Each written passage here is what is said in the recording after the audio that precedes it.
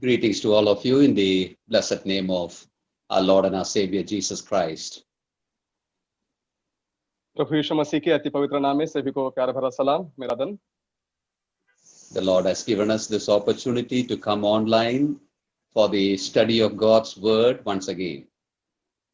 परमेश्वर ने हमको इस प्रकार इकट्ठा किया है।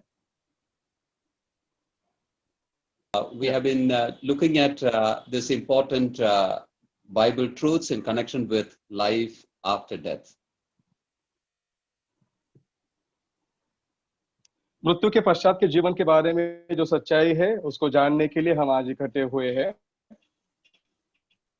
In connection with that study, last week we were looking at the beginning of man, the creation of man. और इसके संदर्भ में सीखने के वक्त पिछले सप्ताह में हमने मनुष्य के सृष्टि के बारे में उसकी बातों को हमने सीखा। Without knowing the beginning, we cannot go to the end. जब तक हमें शुरुआत पता नहीं चलती हम अंत तक नहीं जा सकते। That is why we considered the creation of man last week. इसलिए हमने मनुष्य के सृष्टि के विषय में कुछ बातों को पिछले सप्ताह में सीखा।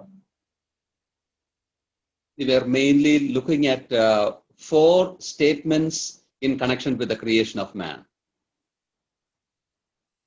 हमने मनुष्य के सृष्टि के विषय में 4 महत्वपूर्ण वाक्यों को देखा। We saw that God made man upright. हमने देखा कि परमेश्वर ने मनुष्य को सीधा बनाया है। And secondly, we saw that in the likeness of God made he him.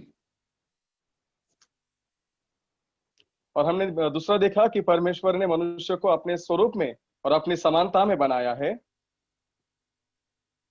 And thirdly, we saw that man was made from the dust of the ground. तीसरी बात हमने देखी कि मनुष्य को परमेश्वर ने भूमि की मिट्टी से बनाया है। And lastly, we saw that God made them male and female. परमेश्वर ने उनको नर और नारी करके बनाया है। We saw that all these 4 statements have got very important doctrinal, truths in that. और हमने देखा कि ये 4 महत्वपूर्ण सत्यों में बातों में मनुष्य की सृष्टि की बहुत ही विशेष बातें हमने उसमें से देखी। And in that there are practical truths also for our daily life when we conduct in various areas. और हमने देखा कि उन बातों में हमारे व्यावहारिक जीवन में लागू करने वाली बहुत सी बातें उसमें पाई जाती है। So looking at that creation, we can say that we had a great beginning. World, we don't see anything of that beginning. लेकिन अब जब हम इर्द गिर्द में देखते हैं तो वह शुरुआत की जो महत्वपूर्ण बातें हैं वो आज हमको दिखती नहीं है। Instead of that blessings, what we see is actually troubles and problems around the world. और उन आशीष की बातों को देखने के बजाय हम सब पूरे संसार में कठिनाई, परिश्रम और समस्याओं को देख रहे हैं। And in the present time, when we look around in the world, how many problems people are facing? और अगर हम इर्द गिर्द में देखें तो कितने समस्याओं से आज लोग गुजर रहे हैं। So a great beginning we had with God, but now what we see is, a cursed state away from God. और परमेश्वर के द्वारा एक बहुत ही महत्वपूर्ण शुरुआत तो हमारी हुई, लेकिन आज हम देखते हैं कि एक बहुत ही खराब अवस्था में हम पहुंच चुके हैं। Though God decided that man would continue in his blessings, in fellowship with him, man separated from God and fell into all the problems that we see these days around. परमेश्वर चाहता था कि मनुष्य परमेश्वर की संगति में रहे और उन सारे आशीषों का वह भागी बन जाए, लेकिन मनुष्य परमेश्वर से दूर होने की वजह से आज बहुत ही समस्याओं में जाकर घिर चुका है। Had a great beginning, we see man ending up in death. हम देखते हैं कि मनुष्य की शुरुआत तो बहुत ही अच्छी है, लेकिन उसका अंत जो है वह मृत्यु में हो रहा है। And this evening we are going to see some truths about this death itself.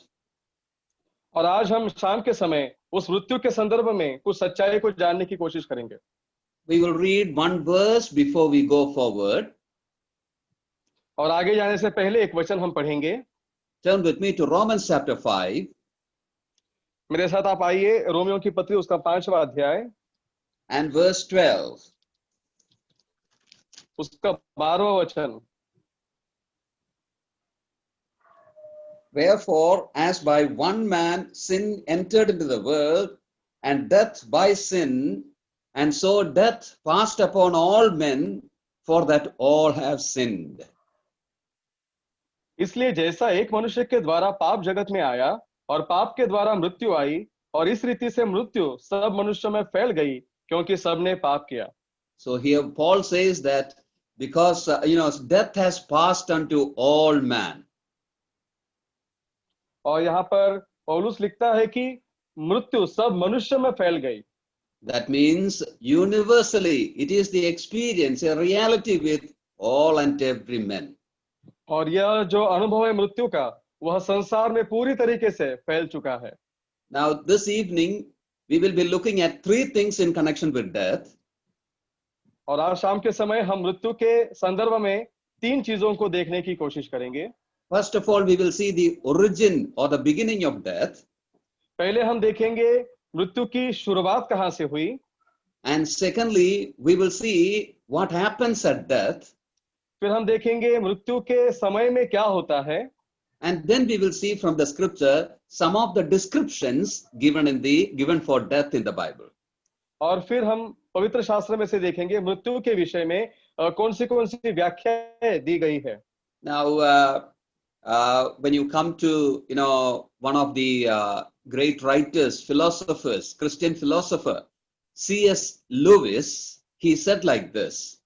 और जो एक विचारमंत थे, उन्होंने इस प्रकार से कहा, जिनका नाम अंकल ने बताया। He said like this: the statistics on death are impressive so far. मृत्यु के संदर्भ की बातें जो है उसमें एक रुचि है। And he said it is 1 out of 1. 1 out of 1. What he means is everyone dies. हाँ, वो कहता है कि यह इतनी अच्छी बात है कि यह एक के बाद एक इसमें जा रहा है। Yeah, so death is a fact universally. Everyone dies. That is what he means. और उसका यही कहना है कि यह एक सांसारिक सत्यता है और हर एक जन इसमें जा रहा है या गुजर रहा है। Normally, when we consider about death, normally one story is being told. और मृत्यु के विषय में एक कथा को कहा जाता है, बताया जाता है। That is about a merchant who lived in Baghdad. एक व्यक्ति जो बगदाद में रहता था, और वो एक व्यापारी था। Yeah, he had a servant. उसके पास एक नौकर था। And that servant was sent to the market to purchase things. और उसने उस नौकर को मार्केट में भेजा कुछ चीजों को खरीदने के लिए। And when he was in the market, और जब वो मार्केट में गया, well, something happened and he immediately returned to the master, that is the merchant. और कुछ ऐसी कुछ बात हुई कि वह नौकर अपने मालिक के पास, उस व्यापारी के पास भाग कर आया। And he didn't buy anything. He came back empty-handed. और उसने वो कुछ खरीद नहीं पाया, वो खाली हाथ ही अपने मालिक के पास आया। And when he came like that, the master asked the servant like this. और जब वो खाली हाथ आया तो उस मालिक ने उस नौकर से इस प्रकार पूछा, Why? What happened? Why did you come empty-handed? और क्या हुआ, तो ऐसे खाली हाथ क्यों लौट आया है? And he said like this. और उसने इस प्रकार से कहा, I want to go away from here. Kindly give your horse. और मैं यहाँ से दूर जाना चाहता हूँ, कृपया आप मुझे आपका घोड़ा दीजिए। And he asked, where are you going? उसने कहा, तुम कहाँ जा रहे हो? And he said, I am going to Samara. उसने कहा कि मैं समरा को जा रहा हूँ। That is another place, some 75 miles away from Baghdad. वो एक ऐसी जगह है, वो 75 मील बगदाद से दूरी पर है। And he said, I am fleeing away from this place. और उसने कहा कि मैं इस जगह से भागकर दूर जा रहा हूं। I don't want to stay back here. मैं यहाँ पर रहना नहीं चाहता। And then the master asked, why? What is the problem with you? फिर उस मालिक ने पूछा, क्यों, तेरे क्या समस्या हुई है? And he said like this, और उसने इस प्रकार से कहा, when I went to the market, जब मैं मार्केट में गया था, there I met Lady Death. और मैंने वहां पर एक मृत महिला को देखा। And she looked at me and scared me. और वो मेरे तरफ देख रही थी और मुझे डरा रही थी। So I got so scared and I don't want to stay back here. और इसलिए मैं बहुत डर गया, इसलिए मैं यहाँ पर रहना नहीं चाहता। And then the master gave the horse to him. और तब उस मालिक ने उसको घोड़ा दिया। And he took the servant took that horse and went away to that other place, Samara. और फिर उस नौकर ने वो घोड़ा लिया और दूसरी जगह है समरा, वहां पर वो भाग कर गया। And then after the servant left, this master went to the market. और जैसे ही यह नौकर चला गया, यह मालिक उस मार्केट में, बाजार में गया। And there he saw that Lady Death. और उसने वहां पर वो मृत्यु देवी या मृत्यु महिला को देखा। And then he went and spoke to her. और वो जाकर उसने उससे बातें इस प्रकार से की। And asked, why did you scare my servant? उसने कहा, तूने मेरे नौकर को क्यों डराया? And she said like this. फिर उसने इस प्रकार से कहा, no, I didn't scare your servant. मैंने तुम्हारे नौकर को नहीं डराया। I just looked at him only. मैंने सिर्फ उसकी तरफ देखा। And maybe he got scared by that look. और शायद वह उस नजर को देखकर डर गया होगा। And then she said like this. फिर उसने उस महिला ने या फिर देवी ने इस प्रकार से कहा, I looked at him with surprise, in fact, not to scare him. और मैं उसे आश्चर्य से देख रही थी, मैं उसको डरा नहीं रही थी। The reason for that was this. उसके पीछे यह कारण है, tomorrow evening I was supposed to meet him at Samara. क्योंकि कल जो है मैं उसको समरा इस जगह पर मिलने वाली हूँ। And I was wondering how he is here in Baghdad. और मैं यही सोच रही थी कि फिर वो बगदाद में क्या कर रहा है। So with surprise I was looking at him. So बहुत ही आश्चर्य से मैं उसको देख रही थी। The master heard this. Well, he got the whole story. So उस मालिक ने उस पूरी कथा को सुना। And he understood that story. So the master understood the whole story. So उस मालिक ने पूरी कथा को सुना। And he told to lady that yes, you will meet him tomorrow there at Samara. और उसने उस मृत्यु की उस देवी को या महिला को कहा, हाँ, तू कल उसको समरा में मिल सकती है। You see, this simple story just makes it clear that for everyone there is an appointed time and place to meet death. और इस कथा से हम इस बात को जान सकते हैं कि मृत्यु के लिए एक समय और एक जगह नियुक्त की गई है। There is nobody who can say that, well, it is not for me. और कोई भी ऐसे नहीं कह सकता कि ये मृत्यु या ये बात मेरे लिए नहीं है। We have to meet that death well in the appointed time and place. और हमें नियुक्त किए हुए जगह और समय पर एक न एक दिन मृत्यु का सामना करना ही पड़ेगा। So truths in connection with this, well, we have to be, understood, and we should be well versed with. और इसके संदर्भ में जो भी सच्चाई है उसको जानना और समझना हमारे लिए बहुत ही जरूरी है। Now, as I mentioned, first of all, we will be looking at the origin of death, the beginning of death. जैसे मैंने शुरुआत में बताया कि हम मृत्यु की जो शुरुआत है उसके विषय में कुछ बातों को देखने वाले हैं। As I mentioned last week, well, God did not make man to suffer and die. और जैसे मैंने पिछले सप्ताह बताया, परमेश्वर ने मनुष्य को इसलिए नहीं बनाया कि वह दुख उठाए और मर जाए। He wanted to live and enjoy the blessedness of God and live for His glory. वह चाहता था कि वो परमेश्वर के साथ में रहे और परमेश्वर की महिमा करे और परमेश्वर के दिए हुए आशीषों को वह उसमें आनंद मनाए। But when you come to the scripture, we understand that, well, man could not fulfill, this desire of the Lord. लेकिन हम देखते हैं पवित्र शास्त्र में कि मनुष्य ने परमेश्वर की इच्छा पूर्ण नहीं की। To know the beginning of it, we have to come to the early chapters of the Bible. और इसकी शुरुआत को देखने के लिए हमें पवित्र शास्त्र में से जो शुरुआती अध्याय है वहां पर जाना पड़ेगा। We don't have to go into the details of it. Well, those stories are very familiar to us. और ये सब बातें बहुत ही हमारी जानी पहचानी है, इसलिए ज्यादा गहराई में हम नहीं जाएंगे। When we come to chapter 2 of Genesis, जब हम उत्पत्ति उसके दूसरे अध्याय में आते हैं, after creating man and woman, we see one of the important instructions that God gave unto Adam. और जब नर और नारी करके मनुष्य को बनाया, तब आदम को एक बहुत ही महत्वपूर्ण सूचना परमेश्वर ने दी। There was a tree in the Garden of Eden. और अदन की वाटिका में एक पेड़ है। In verse 17 of chapter 2, we see the name of it.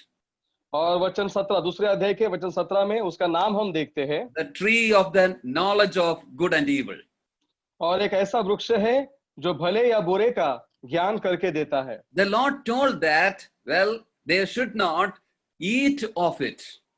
और परमेश्वर ने उनको बताया था कि उसका फल तुम कभी न खाना। And the Lord said, in the day that thou eatest thereof, thou shalt surely die. और परमेश्वर ने यह भी कहा, क्योंकि जिस दिन तू उसका फल खाएगा उसी दिन अवश्य मर जाएगा। But when you come to chapter 3 of Genesis, लेकिन जब हम उत्पत्ति उसके तीसरे अध्याय में आते हैं, we see that man, instead of obeying, chose to disobey. और हम देखते हैं कि मनुष्य ने परमेश्वर की आज्ञा मानने की बजाय आज्ञा का उल्लंघन किया। In the beginning of chapter 3, we see serpent coming unto Eve. और हम तीसरे अध्याय के शुरुआत में देखते हैं जो सांप है वह स्त्री के पास आया। And we see the question that he is asking. और वहां पर उसने स्त्री से एक सवाल पूछा। And he is asking, has the Lord said that you should not eat from every tree of the garden? उसने ऐसा पूछा, क्या यह सच है कि परमेश्वर ने कहा तुम इस वाटिका के किसी वृक्ष का फल न खाना? And we see the answer that she is giving. और उसने इस प्रकार से जवाब दिया, we can eat everything, हम सभी वृक्षों के फल खा सकते हैं, but then from that tree in the middle of the garden, which is the tree of the knowledge of good and evil, from that we should not eat and we should not even touch of it. और जो वृक्ष वाटिका के बीच में है जो भले और बुरे का ज्ञान करके देता है, उसको हमको खाना भी नहीं है और छूना भी नहीं है, नहीं तो हम मर जाएंगे। I want you to notice one thing over here. और यहाँ पर मैं एक बात आपके ध्यान में लाना चाहता हूँ। In the words of Eve, we see Eve adding something to the command of the Lord. और हम देखते हैं कि हवा के शब्दों में वह परमेश्वर की आज्ञा में कुछ बढ़ाकर बता रही है। The Lord only had told that they should not eat of it. परमेश्वर ने यही कहा था कि उनको सिर्फ खाना नहीं है। Lord didn't tell that they should not touch it. परमेश्वर ने ये नहीं बताया कि उनको स्पर्श भी नहीं करना है। But here we see she adds something to it and say God told us that we should not touch it at all. और उसने वहां पर बढ़ाकर एक बात बताई और कहती है कि हाँ, परमेश्वर ने हमको छूने के लिए भी नहीं कहा है। Why did she add something to the commandment of the Lord? क्यों उसने परमेश्वर की आज्ञा में कुछ बढ़ा चढ़ाकर बताया? Let me explain like this. मैं आपको इस प्रकार बताना चाहता हूँ। Suppose you have a little child in your home. अगर आपके घर में छोटा बच्चा है, say 8 years, 9 years of that age. 8-9 साल का है समझो। He comes from school and every evening he goes to play. और वह स्कूल से आता है और शाम को खेलने के लिए जाता है। And then the exam time came. और जब परीक्षा का समय आता है, and then the daddy said, well, now from today onwards you should not go out to play with your friend. और फिर पिताजी कहते हैं कि अभी इसके बाद तुम अपने दोस्तों के साथ खेलने के लिए बाहर मत जाना। And the child said, okay, I won't go for playing. और फिर वो बच्चा कहता है, ठीक है, अब मैं बाहर खेलने के लिए नहीं जाऊंगा। And in the evening, as usual, his friend came to call him. और जैसे शाम के समय हमेशा की तरह उसके दोस्त उसको बुलाने के लिए आते हैं। He knocked at the door. और वो दरवाजा खटखटाते हैं। And he opened the door. और जब ये बच्चा दरवाजा खोलता है, and suppose he said like this to that friend. और फिर वो अपने दोस्तों को इस प्रकार बोलता है, My daddy has told that I should not go out to play, and he had told that I should not even look at you. और वो इस प्रकार से बोलता है, मेरे पिताजी ने कहा है कि तुम्हारे बाहर खेलने के लिए मत जाना, और इतना ही नहीं, तुम्हारा मुंह भी मत देखना। Our daddy did not say that you should not look, he should not look at that friend. पिताजी ने ये नहीं कहा था कि दोस्त की तरफ देखना भी मत। Daddy only told that in the exam season, don't go out to play. पिताजी ने यही कहा था कि परीक्षा के समय केवल बाहर मत जाना। Why did the child add something to that? क्यों बच्चे ने उसमें बढ़ा चढ़ा कर बताया? Well, he added something to that to show that grudge that he had in his heart.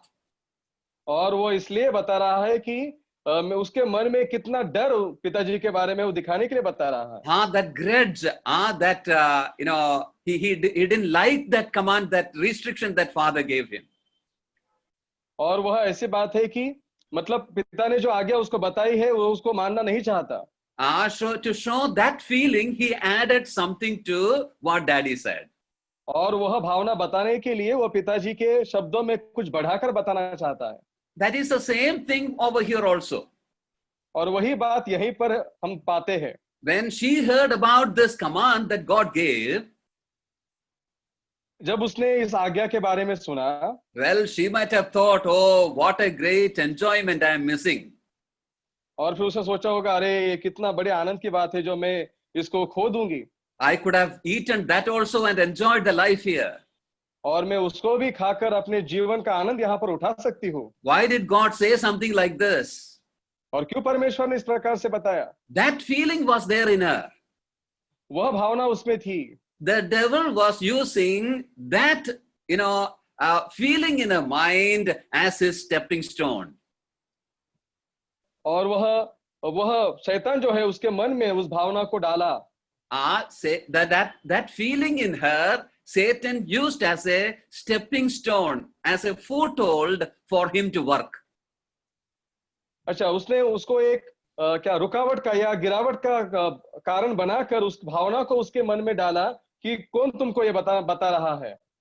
So that feeling that she had against God, well, devil used that, for bringing her into bigger wrongs or adding something to God commands and all that.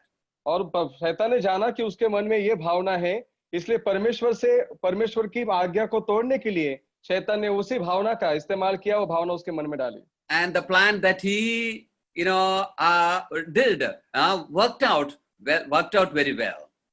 और जो योजना उसने बनाई बहुत ही ठीक ठाक रीति से बनाई। We see Adam and Eve falling into sin. हम देखते हैं कि आदम और हवा पाप में गिर गए।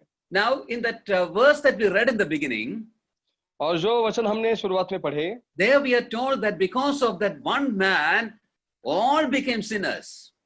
और हमने ये पढ़ा कि एक व्यक्ति की वजह से, एक मनुष्य की वजह से सब में पाप फैल गया। And because of that sin, death has spread among everyone, all humanity.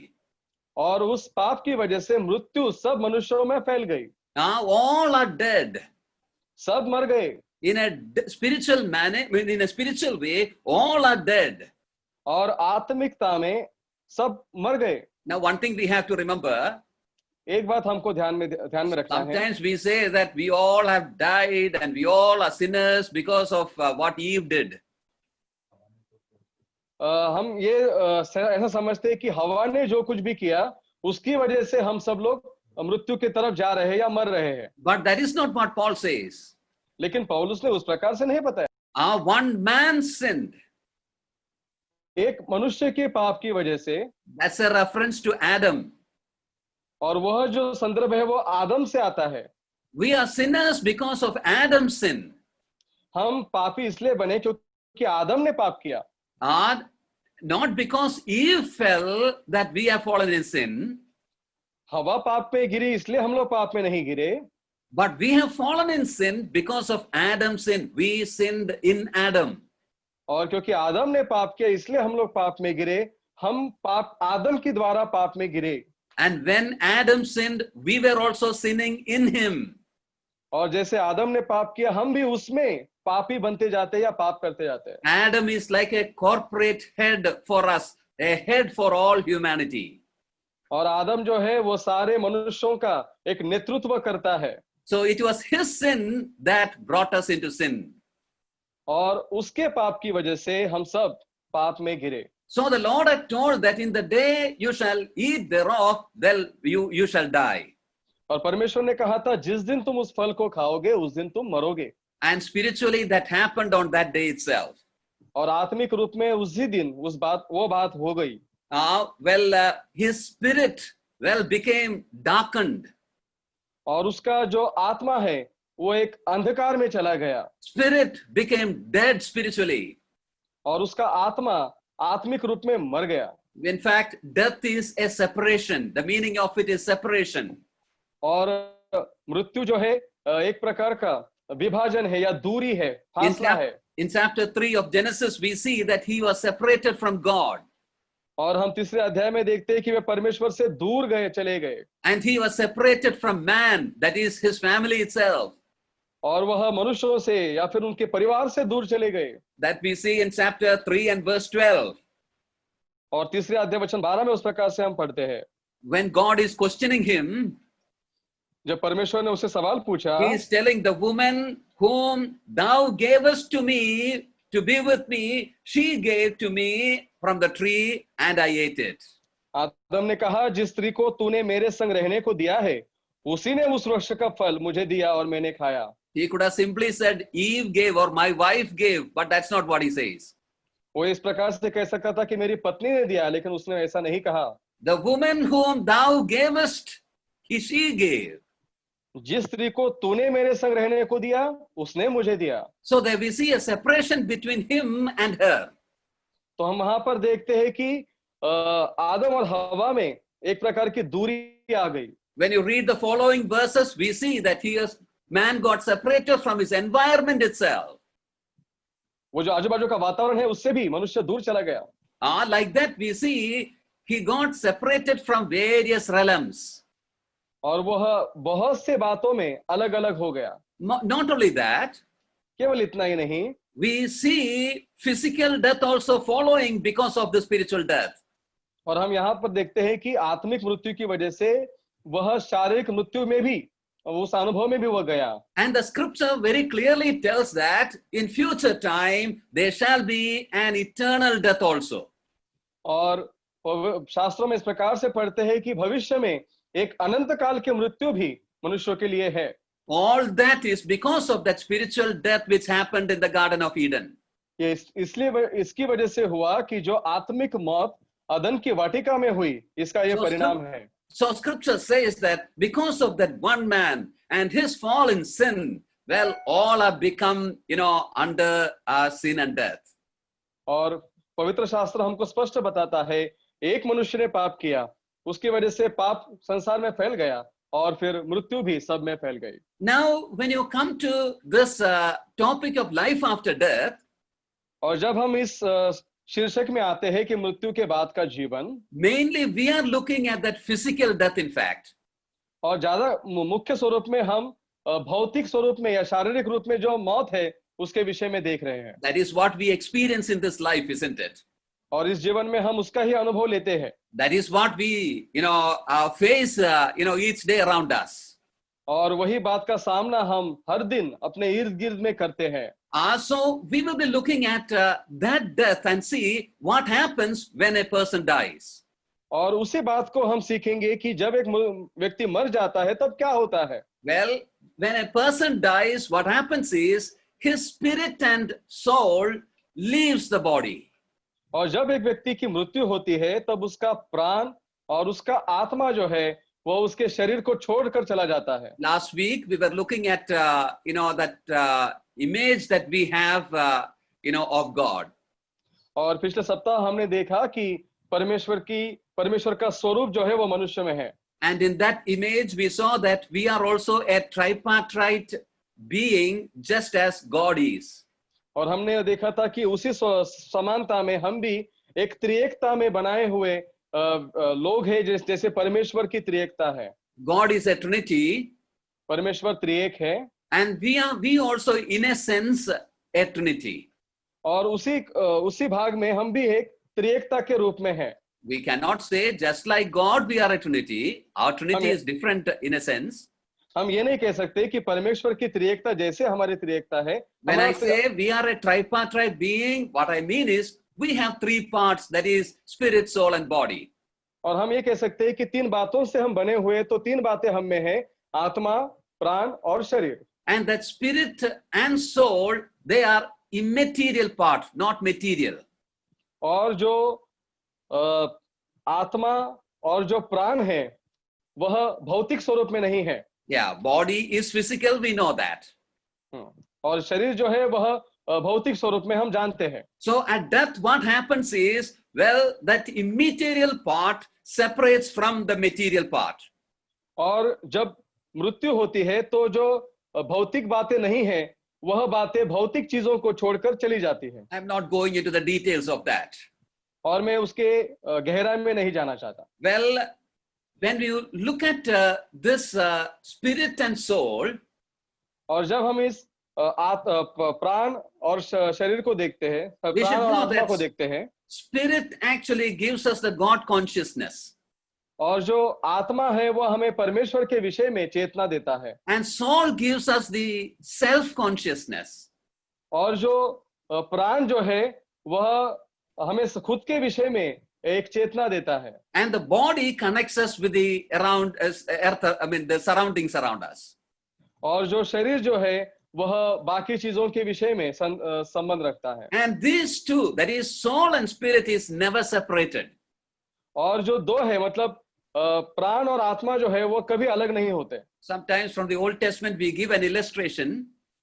और पुराने नियम से हम इस प्रकार से उदाहरण देते हैं.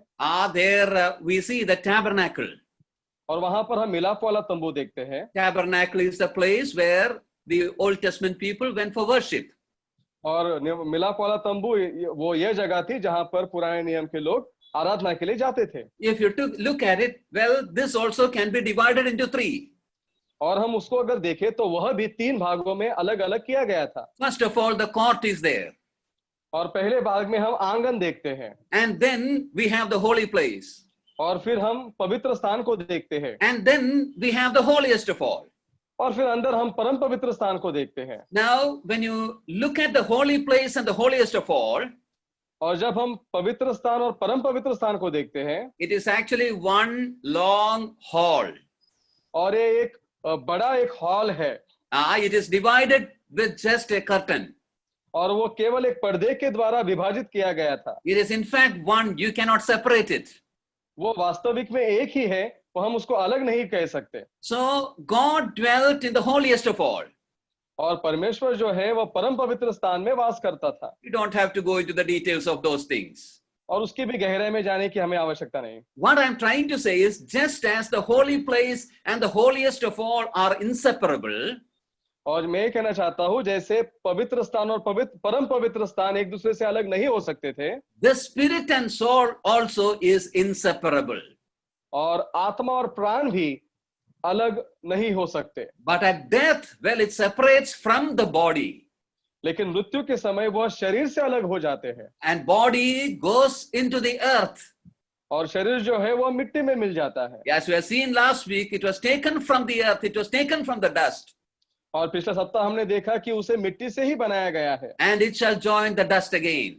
और वह मृत्यु में फिर से मिल जाएगा. Whatever elements from which it was taken, it shall go back into those elements and chemicals. जो भी बातों से, जो भी द्रव्य और रसायनों से उसको बनाया गया था, उसी में फिर से वह मिल जाएगा. But the spirit and the soul shall return unto God who gave it. लेकिन प्राण और आत्मा जो है वह परमेश्वर के पास चला जाएगा, जिस परमेश्वर ने ही उस मनुष्य को वो दिया था. So this is what happens at the time of death. और यह बात मृत्यु के समय होती है. We saw its origin. हमने उसका मूल शुरुआत देखा. We saw what happens at the death. और हमने देखा कि मृत्यु के समय क्या होता है. Now when you come to the scripture, we see various descriptions also being given for death.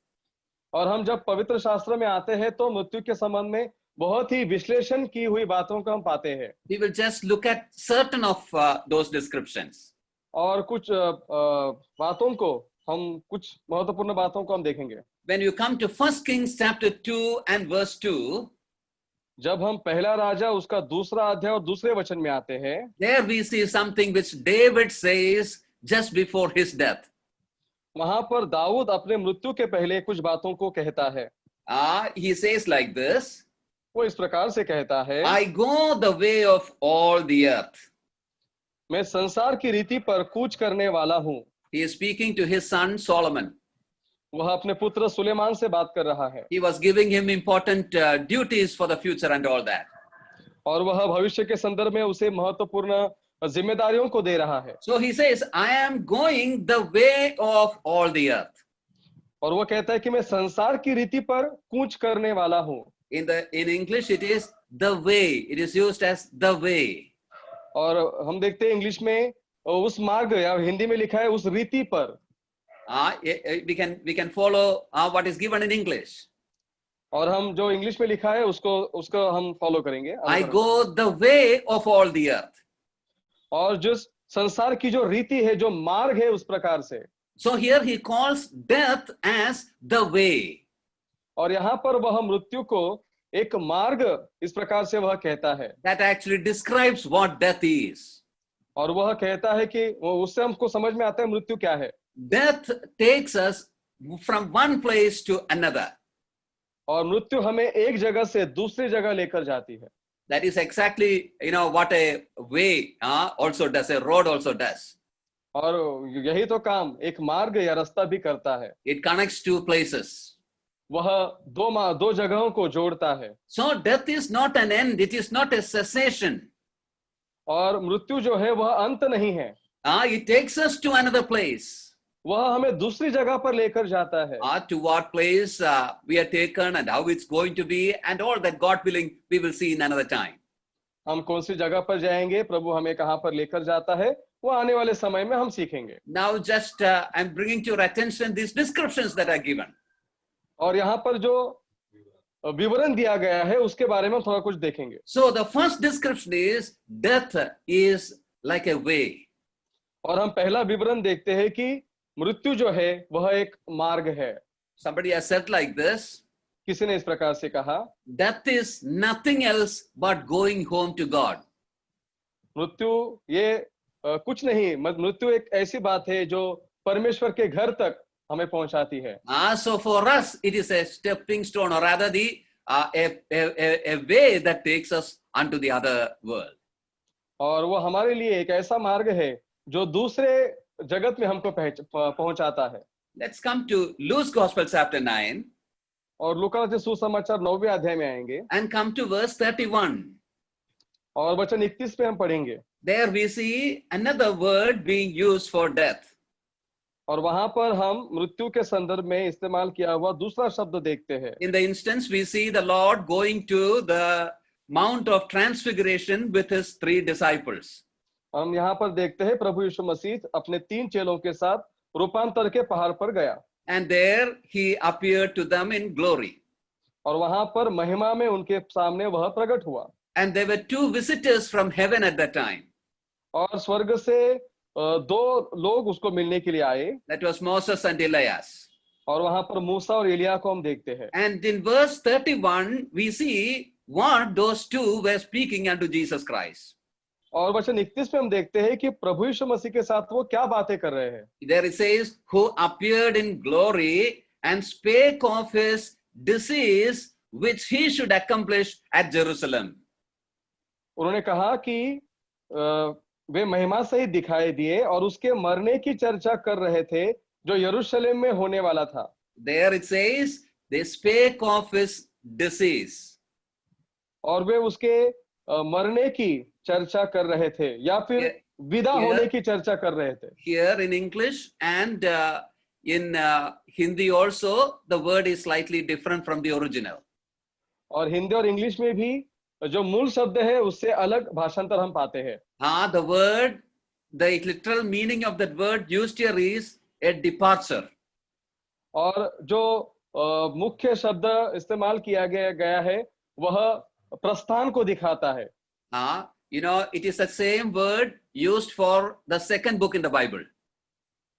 और वही अर्थ, वही शब्द हम पवित्र शास्त्र के दूसरी किताब या निर्गमन में पाते हैं। Yeah, we know what it is. It is Exodus.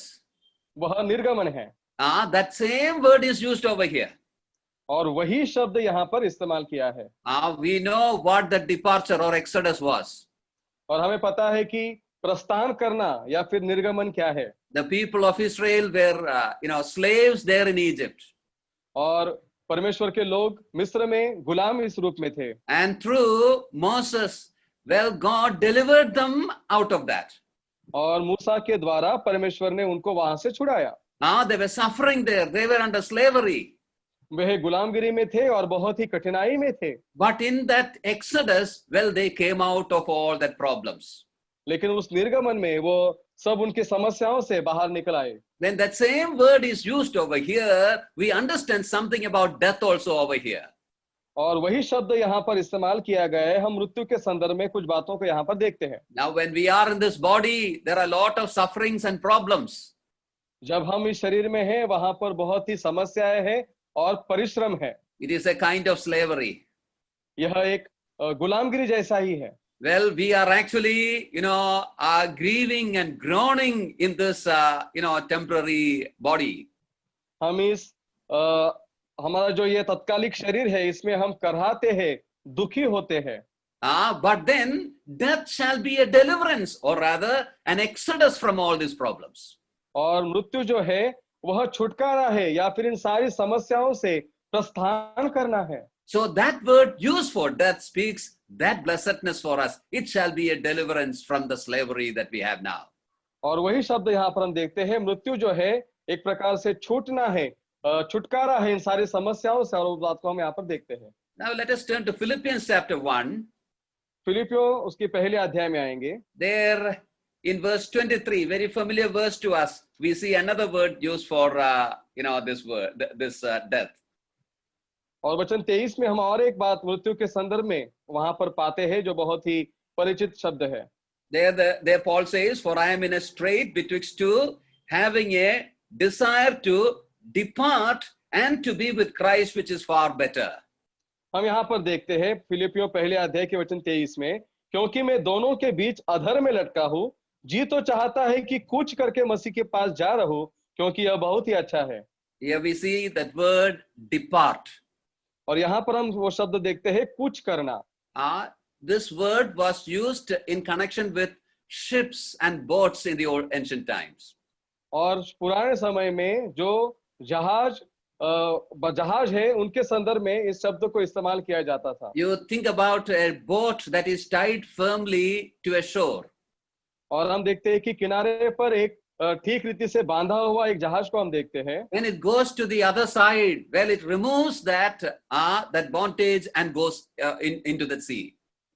और फिर उसको वो जो लंगर डालकर बांधा होता है उसको छोड़ा जाता है और वह फिर समुद्र में यात्रा करता है, दूसरी जगह पर जाता है। For removing that anchor, this word was used. और वह एंकर जो है, लंगर जो है, उसको निकालने के लिए यह शब्द इस्तेमाल किया जाता है। So death is like that for us. और मृत्यु उस प्रकार से हमारे लिए है। Just think about that boat and the ship again. और थोड़ा उस नाव, उस जहाज की तरफ थोड़ा ध्यान लगाइए। Well, it is not made to be tied or anchored in one place all its life. और वो केवल एक ही जगह पर हमेशा के लिए रहने के लिए उसको बांधा नहीं जाता। It is actually supposed to go into the voyage, go into the deep sea, and go to the other shore and various places. और वह इसलिए उसको छोड़ा जाता है कि वह गहरे समुद्र में जाए और वह दूसरी जगह पर यात्रा करे। So shall be death to us also. उसी प्रकार से मृत्यु हमारे लिए है। We are not made to, for this earth. और हम इस संसार के लिए बनाए गए नहीं हैं। We are not made to be, tied down onto this earth. और हमें इसलिए नहीं बनाया कि हम इसी संसार में बंधे हुए रहे। God's expectation is not just to be anchored on this earth. और परमेश्वर की यही इच्छा नहीं कि हम उस एक लंगर के नाई यहाँ पर ही अपने आप को बांध के रखें। It is His desire that we would go to the other shore. और उसकी इच्छा है कि हम इस किनारे से दूसरी ओर जाए। It is for that purpose that He has made us. और उसी हेतु से उसने हमको बनाया है। That is why he has made us as a new creation. इसलिए उसने हमको नई उत्पत्ति इस रूप में बनाया है। Well, death shall be a liberating act of God, removing us from this bondage and going to the other shore. और परमेश्वर ने इस प्रकार की स्वतंत्रता दी है कि हम इस जगह से दूसरी जगह पर हम जाएंगे। Another descriptive word used for death is that word sleep. और मृत्यु के संदर्भ में और एक विवरण किया हुआ शब्द है, वो है सो जाना। There are various places where it's used. I don't have to go into all those places. बहुत सारी जगह पर इसका जिक्र हम किया हुआ पाते हैं नींद। For example, when we come to John 11:11, the Lord tells about Lazarus that he is sleeping. और हम यूहन्ना उसके 11वें अध्याय में आते हैं, वहां पर प्रभु यीशु मसीह कहता है कि लाजरस जो है वो सो रहा है। And when he says that he is sleeping, well, he meant that he is dead. और जब वो कहता है कि वह सो रहा है, उसका यही मतलब है कि वो मरा हुआ है। In 1 Corinthians chapter 11, Paul uses the same word for the believers in Corinth who had died. और पहले कुरिन्थियों 11वें अध्याय में पौलुस उसी शब्द का इस्तेमाल करता है जो विश्वासी जो कुरिन्थ में थे और वो जो मर गए थे। What does that word sleep tells about the death? और वह नींद जो शब्द है वो मृत्यु के विषय में क्या बताता है? Well, the truth that is implied is this. Well, one day the person who is dead in Christ shall rise again. और वह इसी बात को बताता है कि जो प्रभु में मरा हुआ व्यक्ति है वो एक ना एक दिन जी उठेगा। So that word actually gives us a hope in death or beyond death. और वह शब्द जो है वह मृत्यु में हमें एक आशा देता है। So the first one was the way. पहला जो शब्द है वह मार्ग है। Secondly, Exodus. दूसरा जो है वह निर्गमन है। And thirdly, departure. तीसरा जो है वह प्रस्थान करना है। And then sleep. और चौथा नींद है। When you come to 1 Corinthians chapter 15, और जब हम पहला कुरिन्थियों 15वें अध्याय में आते हैं, there in verse 26 we see another descriptive word used for death. और उसके वचन 26 में और एक शब्द उसके विवरण में हम पाते हैं। And the word used there is last enemy. और वहां पर शब्द आया है अंतिम बैरी। The last enemy that shall be destroyed is death. जो अंतिम सबसे अंतिम बैरी जो नष्ट किया जाएगा वह मृत्यु है।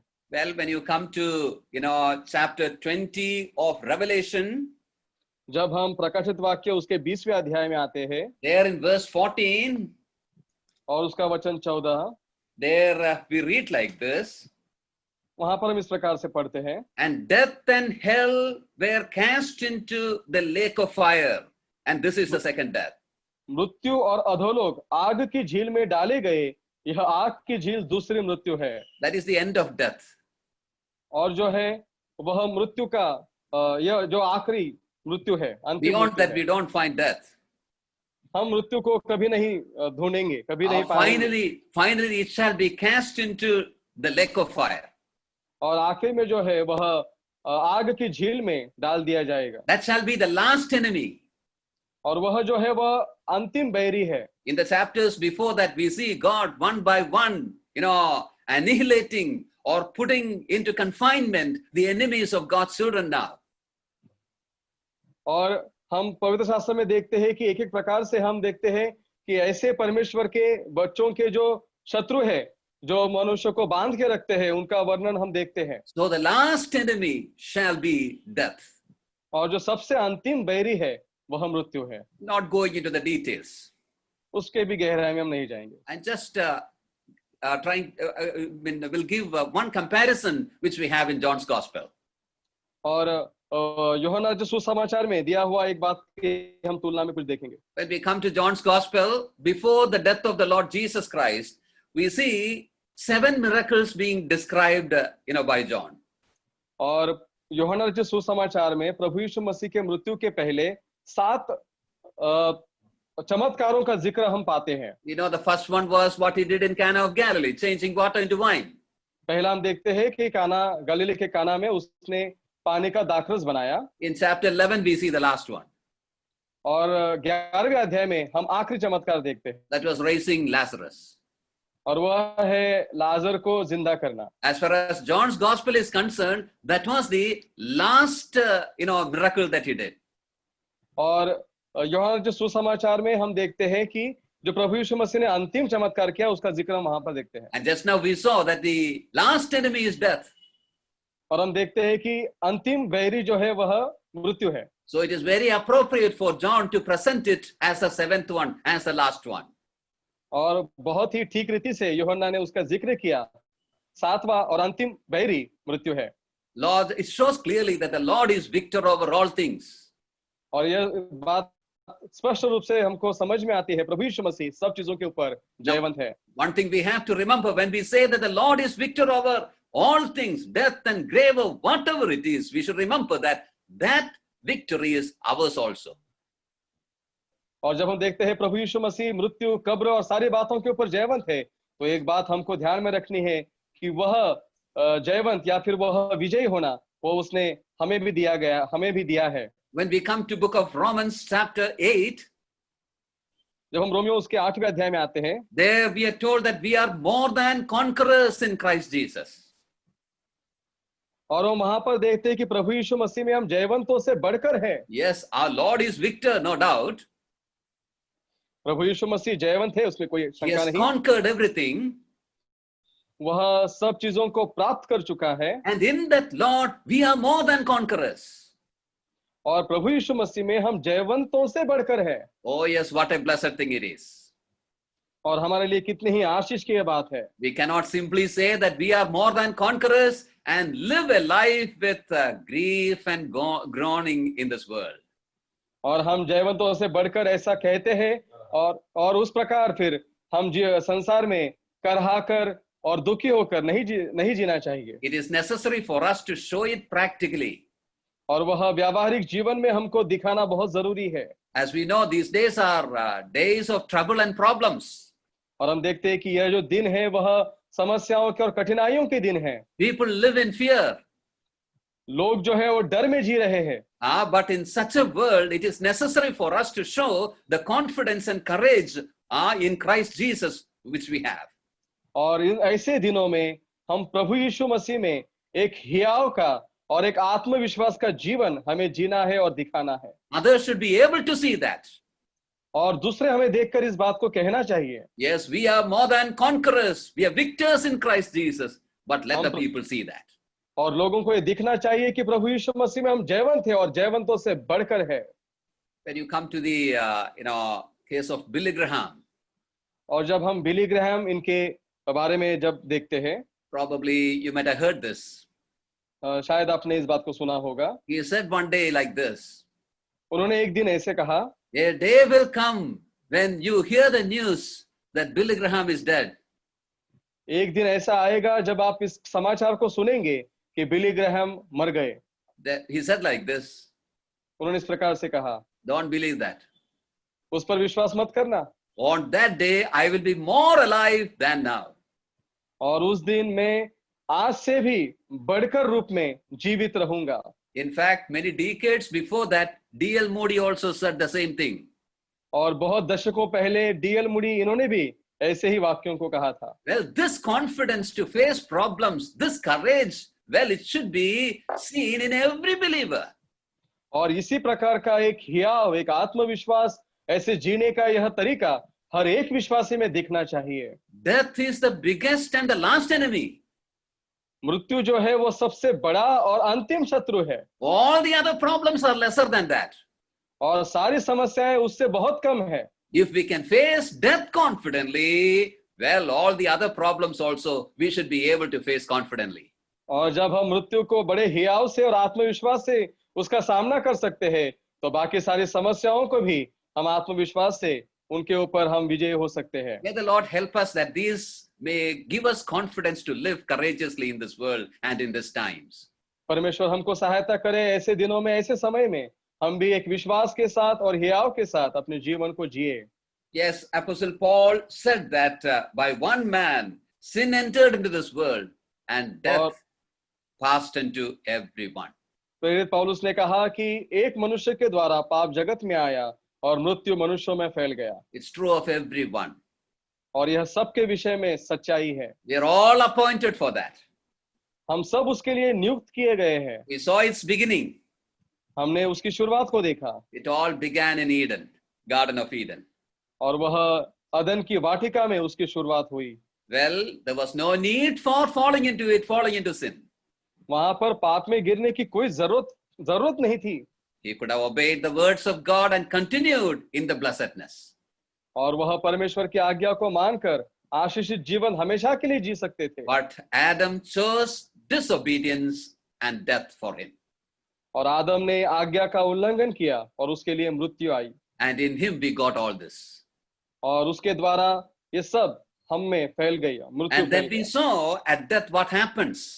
और हमने देखा मृत्यु के समय क्या होता है। It's the separation of, the physical death. It is a separation of the immaterial part from the material part. और हम देखते हैं कि जो शारीरिक मृत्यु है उसमें जो विनाशी भाग है वह अविनाशी भाग से अलग हो जाता है। We saw that in the immaterial part, spirit and soul never get separated. और हम देखते हैं कि जो अविनाशी भाग है, प्राण और आत्मा, वह कभी एक दूसरे से अलग नहीं होते। Then lastly we saw certain descriptive words for death. और आखिर में हमने मृत्यु के संदर्भ में विवरण दिए हुए कुछ शब्दों को देखा। All that speaks about one truth or the other about death. और वह एक दूसरे, वो जो सत्य हमने देखे वह मृत्यु के विषय में बताते हैं। Not repeating all that I said. और उन सब का मैं जिक्र नहीं करता हूँ। We saw that in Christ Jesus we have victory. और हम देखते हैं प्रभु यीशु मसीह में हमें विजय है। We started with Adam. हमने आदम से शुरुआत की। In him we all lost all. उसमें हमने सब कुछ गवाया। In him we got death, sin and death. उसके द्वारा हमने मृत्यु और पाप को पाया। But in the last Adam, the Lord Jesus Christ, in him we got everything back. लेकिन आखिरी आदम जो प्रभु यीशु मसीह है, उसमें वो सारी बातों को हमने फिर से पा लिया। His victory is ours. और उसका विजय जो है वह हमारा विजय है। By death he defeated death. और मृत्यु के द्वारा उसने मृत्यु को हराया। And because of that, well, we can also, challenge any problem and live confidently in the face of all sufferings and death. और उसी प्रकार हम सारी बातों का सामना कर सकते हैं और ऐसे इस माहौल में हम आत्मविश्वास से और हियाव से जीवन को बिता सकते हैं। God willing, next week we will be seeing where we go from here. और प्रभु की इच्छा होगी तो आने वाले सप्ताह में हम यहाँ से कहाँ जाने वाले हैं उस चीज को हम देखेंगे। Today we saw about death, what happens at the death. हमने आज देखा मृत्यु के समय क्या होता है। Immediately after that, where do we go? और उसके बाद तत्काल हम कहाँ जाएंगे? Are we just roaming around here? क्या हम यहाँ वहां ही भटकेंगे? What's going to happen immediately after death? और जैसे हमारी मृत्यु होगी तत्काल हमारे साथ क्या होगा? That will be more important truths. वह भी बहुत ही महत्वपूर्ण सच्चाई है। May the Lord give us grace that we may, spend our time profitably, God willing, next week also. प्रभु हमारे ऊपर अनुग्रह करे आने वाले सप्ताह में भी वह समय जो है वह बहुत ही प्रभु हमारे जीवन में आशीषित करे और उसका हम इस्तेमाल करेंगे। I'm sure that these truths that we considered, especially today, are basic and most of us know this. और जो बातें आज हमने सीखी वो बहुत ही बुनियादी है और हम में से बहुत लोग इसको जानते हैं। But these are truths that we have to remind.